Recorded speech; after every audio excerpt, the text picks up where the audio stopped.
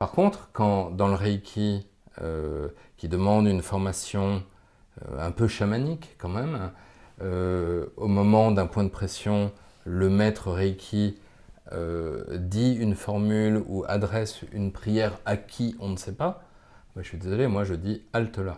Et beaucoup de gens qui ont vécu le Reiki se sont chopés vraiment des gros problèmes spirituels après. Hein. Donc faut faire attention, faut pas croire n'importe qui. Aujourd'hui, il y a un grand flou là-dessus. Je dis pas que ces gens sont forcément mauvais, mais je pense qu'ils sont souvent ignorants et ignorants des forces qu'ils mettent en œuvre en fait. Et il y a aussi cette pratique parfois d'appeler des esprits.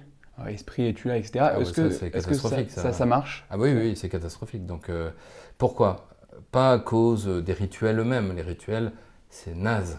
Pardon de parler comme ça, mais c'est naze. Il n'y a aucune force dans le rituel, ni aucune force dans les sorciers. Mais d'où les sorciers tirent-ils leur puissance? Ni d'eux-mêmes, ni de leur rituel. Ça, je suis catégorique là-dessus. Tout ça, c'est de la poussière au vent. Par contre, ça tire son efficacité du diable lui-même, parce que le diable est un paresseux. Et évidemment, Dieu n'écoute pas les prières que font les sorciers, parce que ce sont des mauvaises prières. Mais le diable, il est là, il est content. Donc il peut donner de la puissance au rituel ou aux choses. Et la seconde chose qui donne de la puissance, c'est la peur.